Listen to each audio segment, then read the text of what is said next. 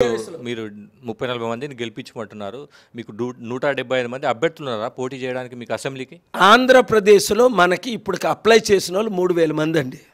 కానీ గట్టి క్యాండిడేట్లు టీడీపీ, జనసేన, వైసీపీ వద్దు, కుటుంబ కుల పార్టీలు మాకు వద్దు, అంబేద్కర్ పాలన, గద్దర పాలన, కేఏ పాల్ పాలన, గాంధీ పాలన, అవినీతి లేని పాలన రావాలి అంటే పాలన రావాలి, పాలన మారాలి. అందరినీ చూసేసాం. 54 సంవత్సరాలు కాంగ్రెస్ పార్టీని చూసాం, భూస్థాపితం అయిపోయింది. 15 సంవత్సరాలు బీజేపీ పార్టీని చూసాం, లక్షల కోట్ల అప్పు, నెలకు 1,00,000 కోట్ల అప్పు. 10 సంవత్సరాలు కేసీఆర్ పాలన చూసాం, 5 సంవత్సరాలు జగన్ పాలన చూసాం, 14 సంవత్సరాలు చంద్రబాబు నాయుడు పాలన చూసాం. ఒక్కసారి నా పాలన చూడండి, ఒక్కసారి మీరు ఒక్క అవకాశం ఇవ్వండి. 100 సీట్లు 175 అసెంబ్లీలో 15 ఎంపీ సీట్లు గెలిపించండి. లేదా మీ 5 కోట్లు ఎవరు అప్పు తీర్చుతారు? అది ముందు నాకు జవాబు చెప్పండి. మీ అప్పు ఎవరు తీర్చుతారు? చంద్రబాబు నాయుడు తీర్చుతారా? ఆయన ఉన్నది ఇంకా అప్పు చేస్తారు. జగన్మోహన్ రెడ్డి తీర్చుతారా?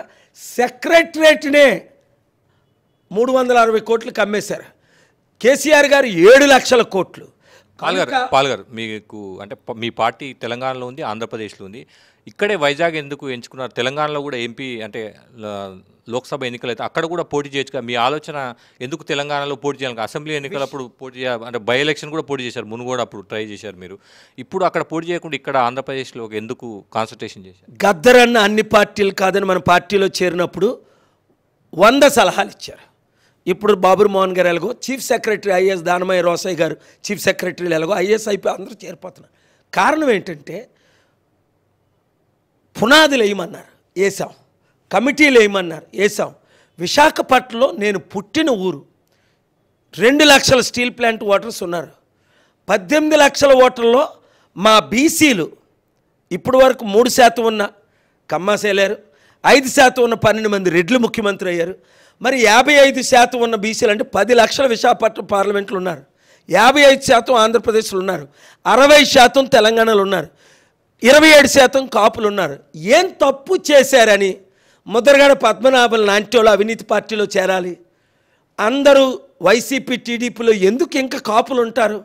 వాళ్ళు ఉన్న కాపుల్ని, బీసీలని చిత్తుగా వైసీపీ, టీడీపీ పార్టీలో ఉన్న బీజేపీ తొత్తులను ఓడించండి. ముందు మీకు సిగ్గుండాల ఓటేసేటప్పుడు. పాల్ గారు అంటే ఎన్నికల్లో మీరు అంటే పార్టీ అధ్యక్షుగా మీరు పోటీ చేసినా కూడా నోటాకు వచ్చిన ఓట్లు కూడా మీకు రాని పరిస్థితి కనిపిస్తుంది. తప్పండి.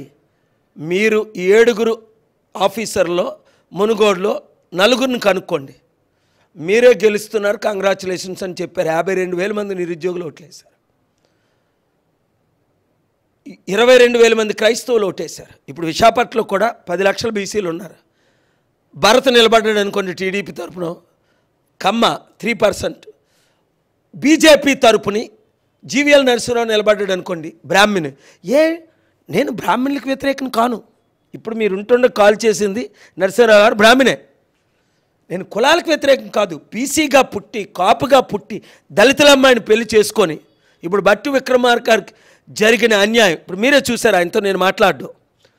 తమ్ముడు నేనున్నాను, అవినీతి జరిగితే సహించను, దళితుడని కిందను కూర్చోబెడితే సహించను. ఒక ఆయన చంద్రబాబు నాయుడు టైంలో 2018-19లో ఘోరంగా తిట్టాడు. ఎక్కడైనా మినిస్టర్ పేరు చెప్పను. ఈరోజు కమ్మా క్యాండిడేట్ నన్ను ఏపీ హైకోర్టులో కలిసి గుంటూరులో కొడాలి, ఇంటినేమో గుంటూరు, సార్ మేము పోటీ చేస్తాం, పెద్ద యూనివర్సిటీ డబ్బున్న డాక్టర్ వైఫ్, మీ తరపునైతేనే పోటీ చేస్తాం, నా వైఫ్ని నిలబెట్టండి. 58 ఇయర్స్ ఏజ్. ఎందుకు? కమ్మాసు, రెడ్డీసు, వెలమాసు వారిలో కూడా దరిద్రత ఉంది. కుటుంబాలు తప్ప ఎవరు బాగుపడలేదు.